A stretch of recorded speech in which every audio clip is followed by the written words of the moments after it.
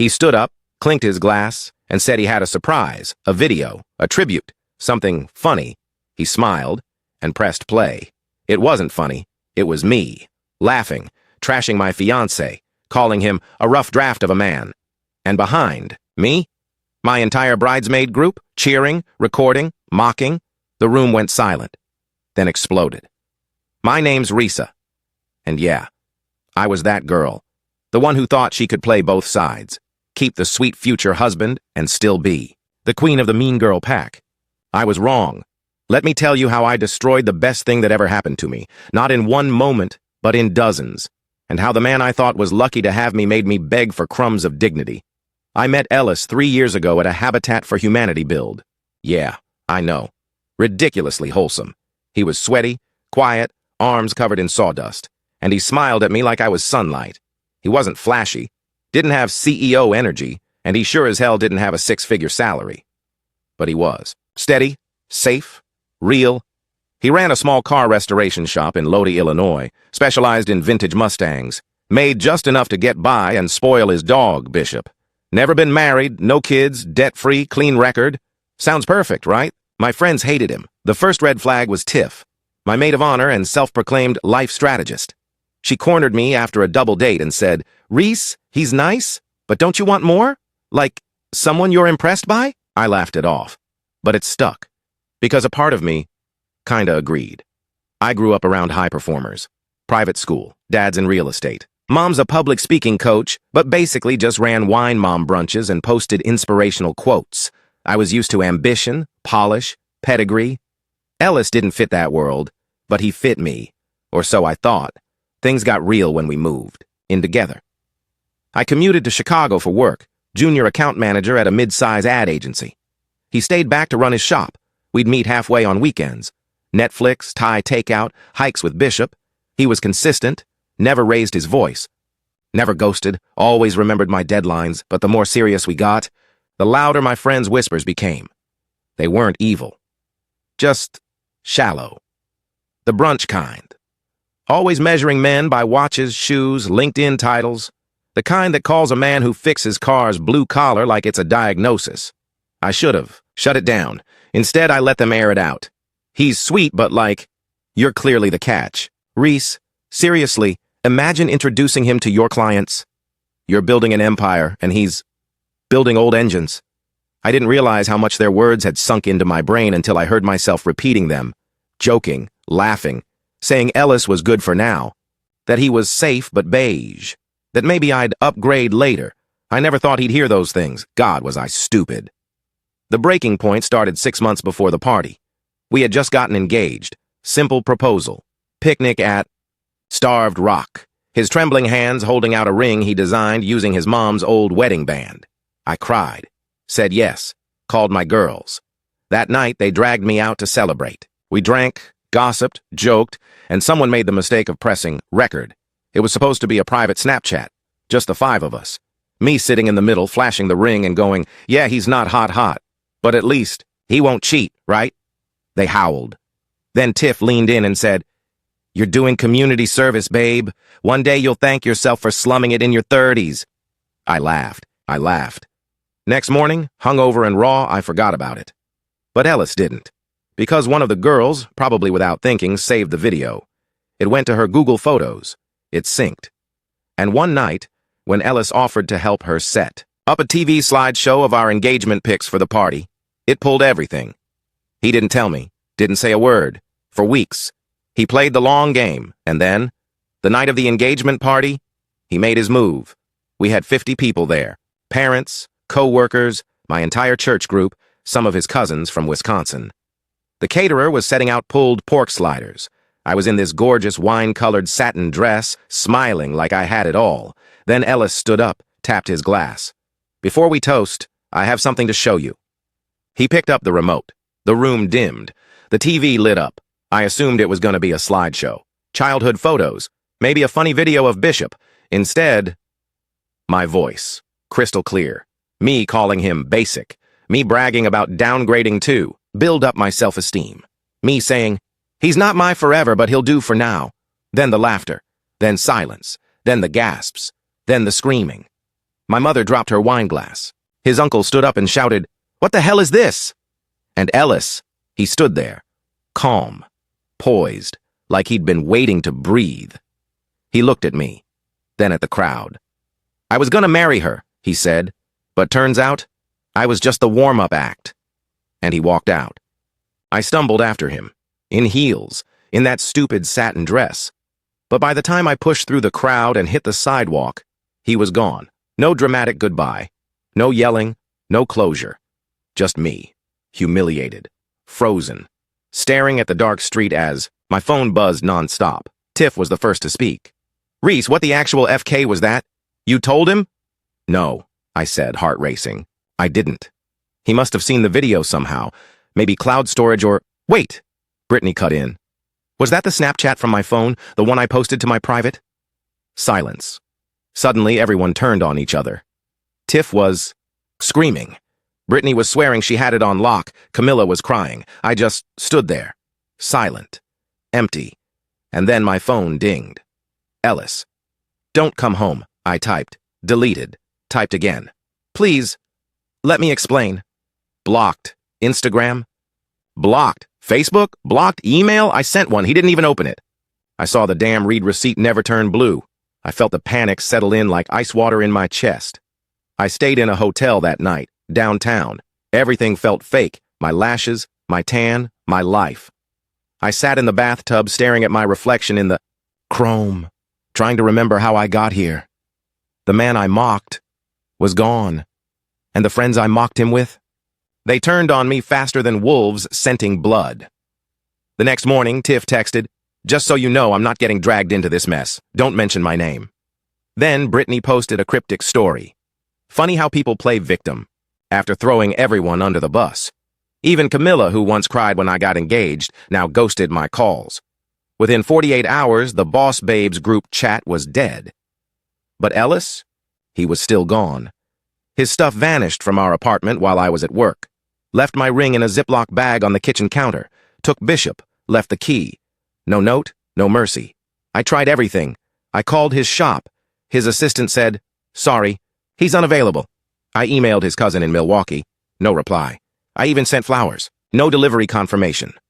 I wasn't heartbroken. Not yet. I was in shock. How did it unravel this fast? Because I had played myself. Simple as that. You see, Ellis wasn't dumb. Quiet, yes. Reserved, sure, but never dumb. He probably saw through it for months. The fake smiles, the sarcasm, the sideways glances when I introduced him as my fiancé. Ellis, he does car stuff. I had dared him to notice, and he did.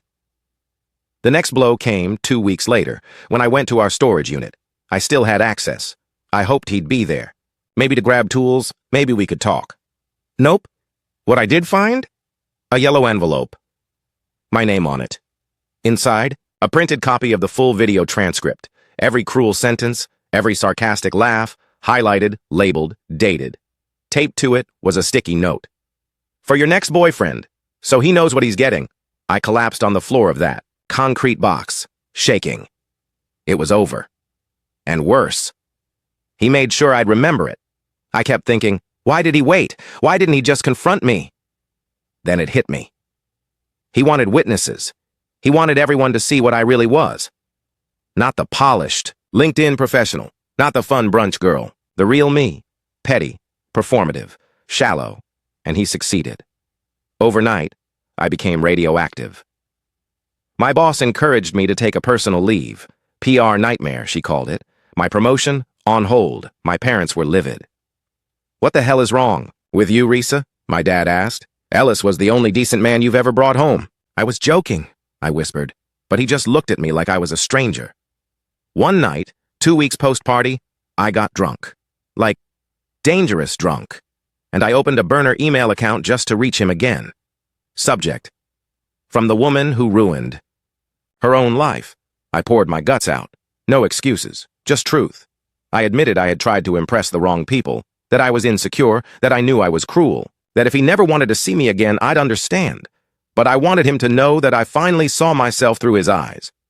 He didn't respond. I didn't expect him to. But 2 days later, I found out the worst news yet. Ellis had started dating again, and not just anyone. A nurse, blonde, sweet, respected, no Instagram filter needed. I saw them, laughing at the Lodi Fall Festival, his arm around her waist, hers around Bishop. It should have been me, but it wasn't. I watched the man.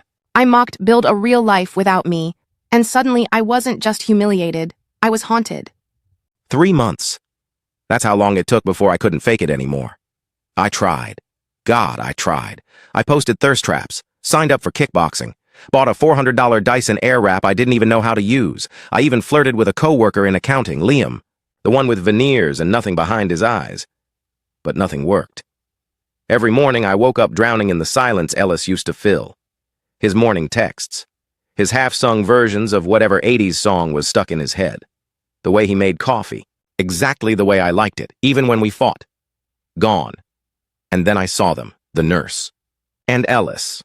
It was mid-December, my cousin Clara's wedding, a snowy weekend up in Lake Geneva. I wasn't even supposed to go, too many mutuals, but I couldn't resist the hope, the pathetic fantasy. What if he's there, and he sees me? What, if I look so good, he forgets everything? Spoiler, I did look good, hair curled, burgundy velvet dress, killer heels. I spent 2 hours in the mirror, plastered on confidence like foundation, and then I saw him walk in, with her tall, graceful, blonde, hair twisted up in a clip, a soft green dress that made her look like a walking Hallmark movie. She held Ellis's arm like she belonged there, and he looked at her the way he used to look at me. I froze, halfway to the bar, holding a cheap bouquet and a plastic flute of Prosecco. My whole body locked. I felt like I was watching someone else's life. I couldn't breathe. The worst part? He didn't even glance my way. He knew I was there. We made eye contact once, brief, cold, dismissive, like I was just another guest. That night I drank too much. I danced like it didn't hurt. I laughed a little too loud. I spilled wine on my dress and sat in the bathroom scrubbing it out. Tears mixing with makeup. I left before dessert. The next morning I uninstalled Instagram, but not before checking hers, Ellis's new girlfriend. Her name was Marcy, pediatric trauma nurse, fostered kittens, ran charity 5Ks. Of course she did. And Ellis? His business was booming. He'd picked up a YouTube following for his car restorations, started a podcast, partnered with a tools brand for sponsorships. The same man I once called beige had become everyone's favorite small-town success story, and I was stuck, back at my parents' house, no boyfriend, no job, no plan. My lease ended in February. I didn't renew it. I couldn't afford to. The agency restructured. I was the first to go. Dad gave me one of those disappointed but supportive talks, the kind where he doesn't yell. He just offers coffee and says, "So what now, Risa?" I told him I was taking time to figure things out. Truth was, I was sinking. Everywhere I turned, there was a reminder of what I'd ruined. Ellis had turned pain into growth. He used my betrayal as rocket fuel. I used his silence like a noose.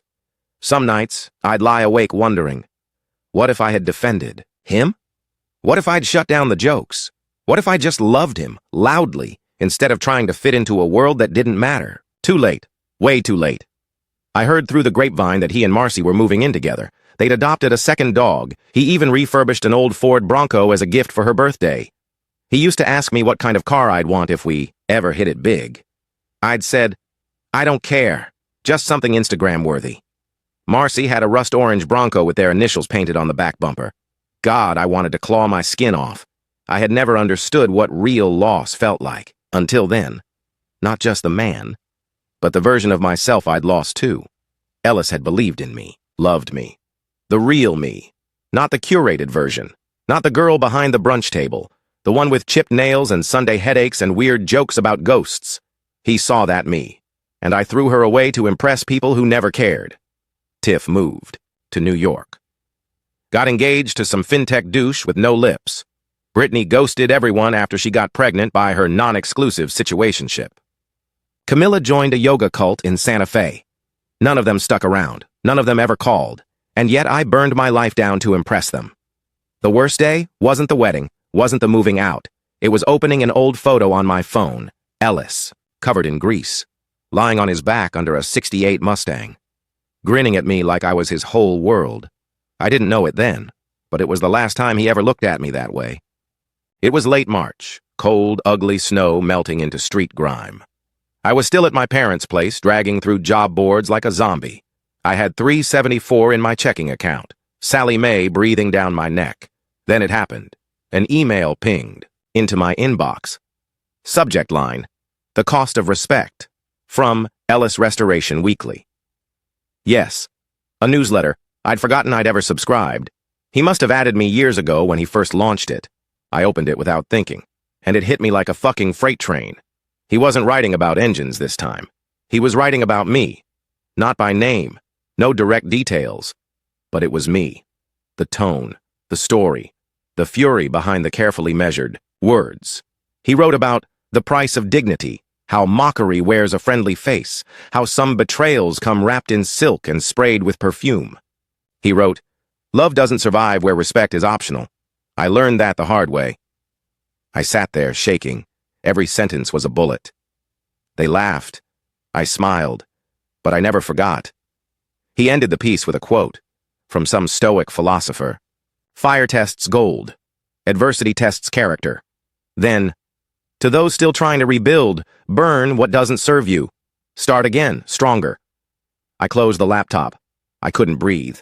He had moved on, grown, used the ugliest parts of me to inspire strangers. He was winning. And I was crying in my dad's recliner in sweatpants I'd worn 3 days straight. I tried not to be bitter, tried to let it go, but I couldn't. So I did something I wasn't proud of. I created a burner Instagram. Fake profile, fake name. I followed Marcy. I followed Ellis. I watched everything they posted. At first it was just curiosity. Then it became obsession. They looked annoyingly perfect. One post? Ellis under a cherry blossom tree holding Bishop and Marcy's hand. Caption, "Full life, full heart." Another? Them at a charity event, matching navy blazers. Marcy's hand on his chest. His smile. Real. God, it killed me. They started a YouTube series together. Build and Heal. She'd talk about trauma recovery, and he'd do car repairs. Couples therapy disguised as content. It blew up. 400K subscribers in 5 months. Was watching strangers praise the man I had once laughed at in a cocktail bar. Comments like, "Ellis is the definition of husband material." "Marcy's so lucky." "Love seeing healthy relationships like this," I started responding, anonymously. Stuff like, "Let's see if he's still loyal in 2 years." Or, "She's too sweet, he'll get bored." Petty, desperate. Was spiraling. Again. Until one night I got an idea. A sick, twisted idea. I remembered something Marcy said in a live Q&A. "I've been through a lot of betrayal in the past. Trust is everything to me." Huh. So I made a second burner. Pretended to be an old friend of Ellis. Sent her a DM. "You might want to check his DMs. He's not who you think he is. No proof. No screenshots. Just enough to rattle her." I watched. The story views. Watched for a reaction. Nothing. Then 5 days later, Ellis posted a video. Just him. No Marcy. He looked tired. Serious. He said, "Sometimes people try to drag you back into the mud they live in. Don't go. Don't respond. Let them choke on the silence."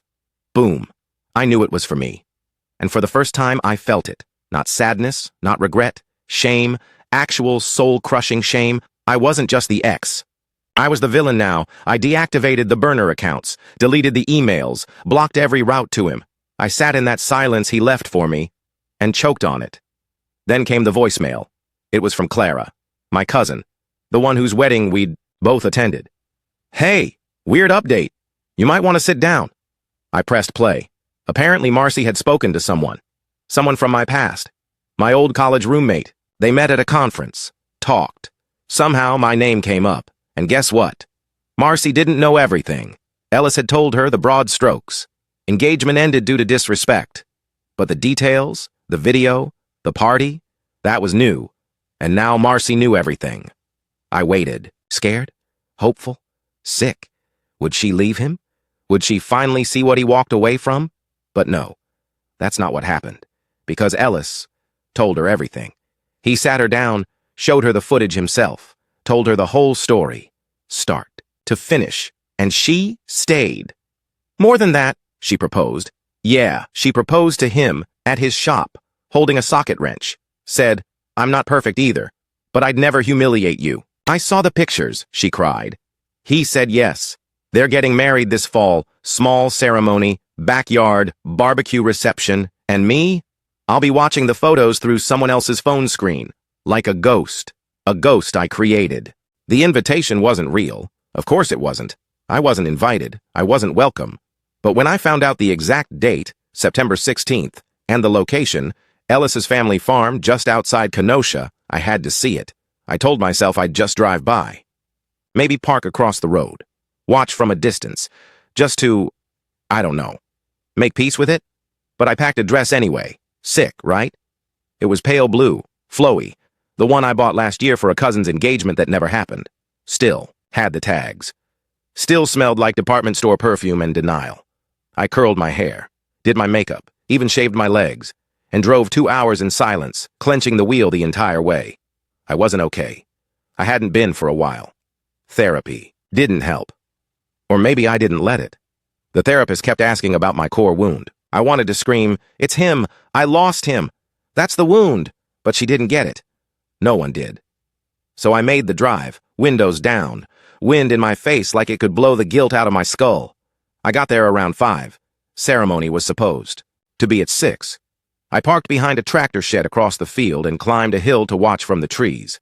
It was beautiful. String lights wrapped around trees, rustic wood benches, sun dipping low over the cornfields, Marcy in a simple ivory dress, Ellis in a navy vest, sleeves rolled up, smiling like a man who'd never been hurt in his life. And the guests, laughing, hugging, no drama, no cattiness, no glitter and filters, just joy. I stood there, hands trembling, breath shallow. Then, without planning it, I walked down the hill toward the edge of the crowd, not close enough to be seen, but close enough to hear them say their vows, and oh God, they were perfect. Marcy, you are the peace I didn't know I needed. Ellis, you made me feel safe again. I was going to vomit. I turned to leave. I swear I did. But that's when a kid, a flower girl maybe, saw me, stared, pointed. Who are you? A couple turned, then 3 more. Ellis looked. His eyes found mine. Locked.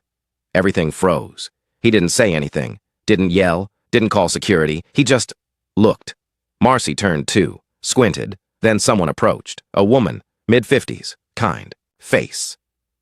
Hi, honey, I'm Ellis's aunt. Can I help you? I panicked, said I was lost, looking for the Simmons farm. She didn't believe me. I turned, walked, fast, back to the car, dress clutched in my fist, shoes digging into dirt. I got in, slammed the door, sat there staring at my own hands like they were foreign. Then he appeared. Ellis walked out alone. No jacket. Calm.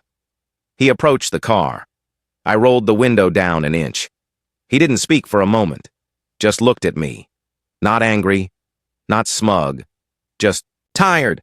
Why are you here, Risa? I opened my mouth, closed it, then said the dumbest thing I could have said. I just wanted to see if you looked happy. He blinked. You shouldn't be here. I know. I don't hate you, he said quietly. But I don't think about you anymore. You understand? That hurt worse than rage.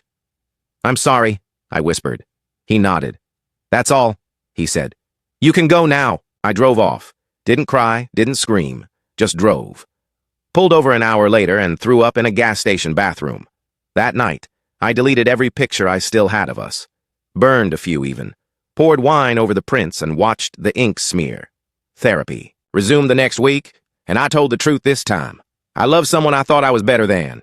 And when I realized I wasn't, I destroyed it. The therapist didn't say anything for a long time. Then she said, And now? Now I don't even like who I am. She nodded. Good. That's where it starts. I didn't reply, but something shifted. The anger? It was fading. The shame? Still there, but now it was paired with something I hadn't felt in months. Honesty. 9 months later. Early June. Target, of all places. I was in line. Hair in a bun, wearing an old hoodie, grabbing tampons and oat milk. Not exactly my comeback moment. And then, I heard it. His laugh. Ellis. That low, gentle, unmistakable laugh. That used to make me feel like everything was going to be okay. I turned. He was pushing a cart, wearing a black tee, arm inked up now, a little scruffier than before. Still looked good, stronger, happier. Marcy was beside him. Pregnant. Maybe 5 months, maybe 6. One hand resting on her bump, the other holding a pack of newborn socks. And just like that, I knew. It was over. Really, truly, finally over. Not just the relationship, not just the fantasy. The chapter. The delusion that one day I might be able to crawl back into his world and rewrite the ending. He saw me this time. He looked right at me. Paused. No panic, no anger. Just a calm recognition. He gave the smallest nod. Marcy turned too. Her eyes met mine. She smiled. Not the smug, I won kind of smile, a warm one. Kind, human. And then, she whispered something to him and kissed his cheek. They kept walking, and I just stood there. In that stupid checkout line, tampons in one hand, oat milk in the other, eyes burning. I didn't cry. Not this time. Because for the first time in over a year, I understood. This was the ending I earned. Not the tragedy, the lesson, the fallout from a fire. I lit myself and thought I could outrun. You don't get to mock someone who loves you and then ask for another chance when you miss the way they made. You don't get to burn the bridge and complain about the distance. I watched them walk away. Watched them turn a corner into the baby aisle. And I smiled. Not out of joy, out of release. Because I knew I had finally hit rock bottom. And this. Time. I didn't want to claw back into who I used to be. I paid for my things, got in my car, sat in the parking lot for 20 minutes, staring at my reflection. And then, I drove to a bookstore, bought a journal, went home, and wrote, June 14th. Today, I buried the fantasy. Tomorrow, I start the rebuild. And I meant it. No more stalking his life. No more crying over what I lost. Ellis deserved peace, and I deserved to become someone who would never destroy something like that again. But here's the real ending. 2 weeks later, I got an email. No subject line, no sender name, just a PDF attached. Opened it. It was a printout of his latest newsletter. Title, To the Ghost Who Watched Me Heal. And at the bottom, one single sentence. Thank you for letting me go. Click. No reply button, no email trail. Just those words. It was the most painful kindness I've ever received, and the closure I didn't deserve, but desperately needed. So here it is. That's the story of how I lost the best man I ever knew, and how he became the best thing that ever happened to someone else. Forever. And you know what? Good. Because some love stories aren't meant to be fixed. They're meant to teach you who you'll never be again. The end. And here it is, the finale of today's story. Did everything turn out as you imagined, or did it end unexpectedly? I'd love to hear what you think. Leave your thoughts in the comments below, and let's dive into the discussion together. If this story kept you in suspense, don't forget to give it a thumbs up. And if you haven't signed up yet, what are you waiting for? This is your chance to join an incredible community where exciting new stories unfold every day. Click the subscribe button and turn on notifications to stay up to date. Thanks for your attention and see you on your new adventures.